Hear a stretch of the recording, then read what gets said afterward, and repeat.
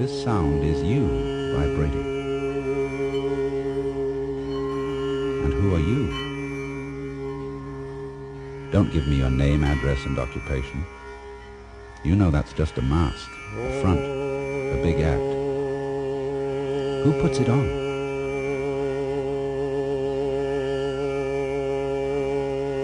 Who puts it on? Your body? What an act that is. And who puts that on? Your father and mother? Did they put you on? Come off it. You know very well who you are, but you won't admit it. Deep in there in the middle of your heart, you know it. You've always been around, and always will be.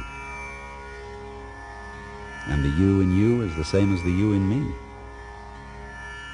You're not some sort of tourist just visiting in this world for a short time. You belong here, like the apple on the tree. And as the apple is the energy of the tree, you, yes, you are the energy of the world. You don't know who you are, do you?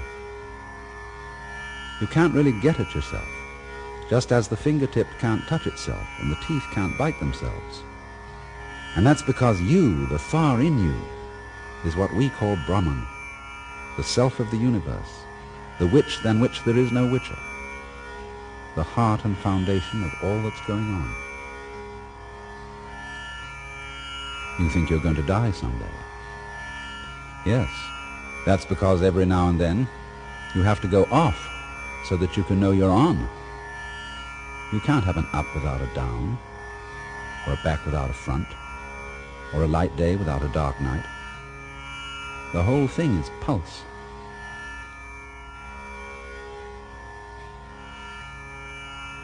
So what are you doing, Brahman? You're playing on and off with yourself, hide and seek with yourself. You're just passing eternal time with adventure. You forget who you are, really. Every now and then, you make like you're just a John Doe or a Mary Smith, or a butterfly, or a worm, or a star, and that you're lost in the middle of a big, big outside world that isn't you, that you don't understand and that you don't control. Of course. There has to be something else, something other, to bring out the feeling that you are you.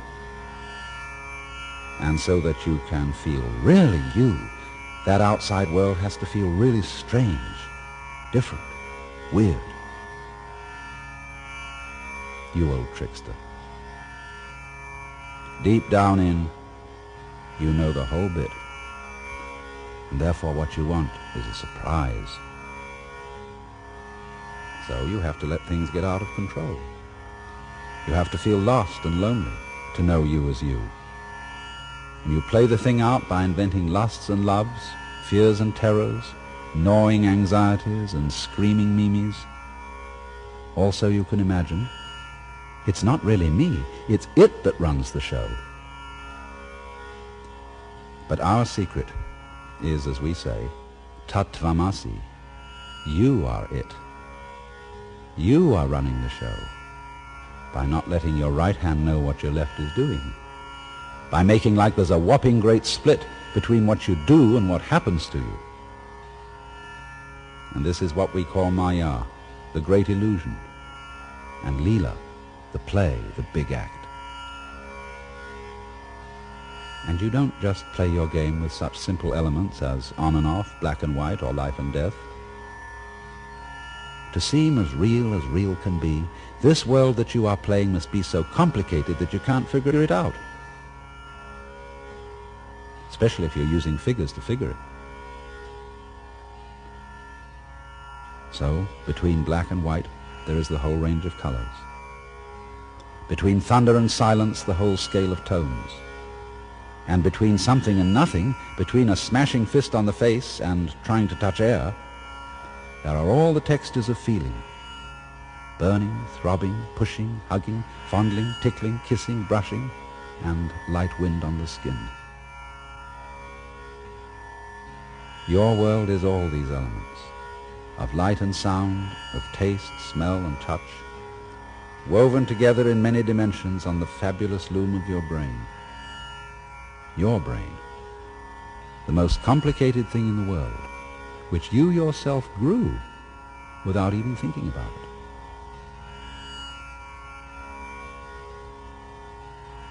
You have always been around. For you, I, the self, is simply what there is and all that there is. All of us are raised from one center, tits on one sow, sounds on one flute, forever and ever. But it doesn't get monotonous, boring, because we keep forgetting it. We keep the ons on by putting offs between them. How big is it? And how long is on? And how long off? Don't take these figures literally, for their purpose is just to give an idea of vastness. We say that man, human life, is a dance that lasts for 4,320,000 years. And of course there are all sorts of other dances going on at the same time with their own rhythms. Star dances, rock dances, fish dances, insect dances, plant dances, and strange animal scenes like crocodile dances, elephant dances. The human dance runs for 4,320,000 years, a span of time that we call a kalpa. Before it begins and after it ends, there is always another kalpa, or off period of rest, during which the self is simply the self, and doesn't pretend to be this me or that you.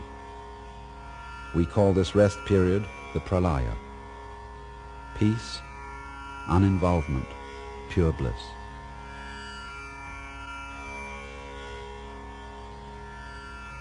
When 4,320,000 years of rest draw to a close, the Leela dance begins again, though it always seems like the first time.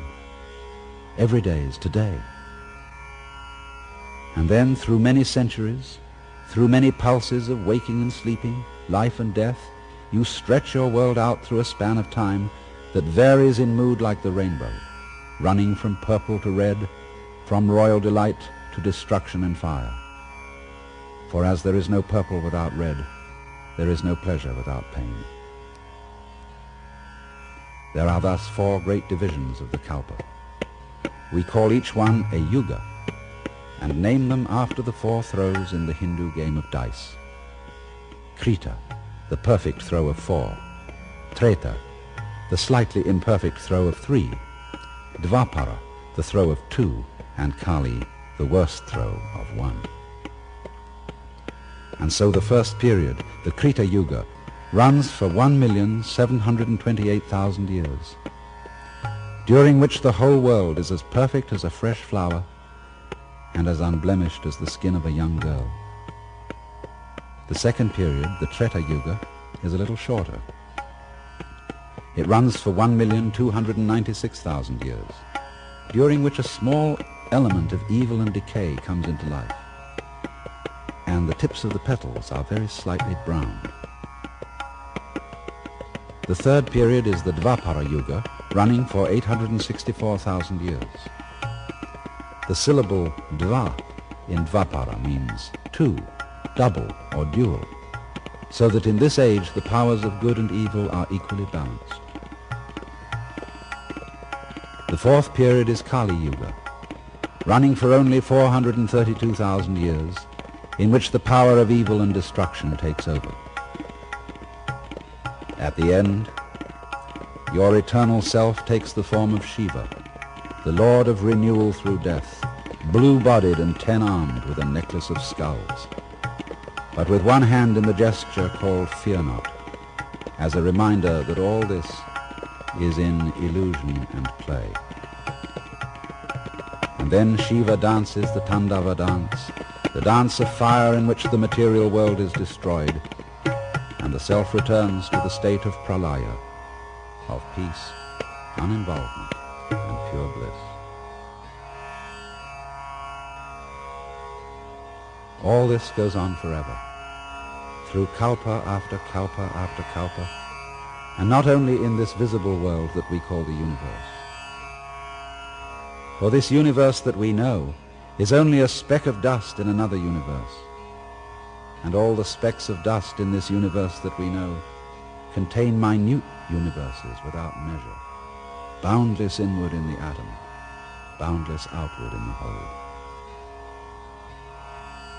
However vast, however incomprehensible, however terrifying this entire display may seem to be,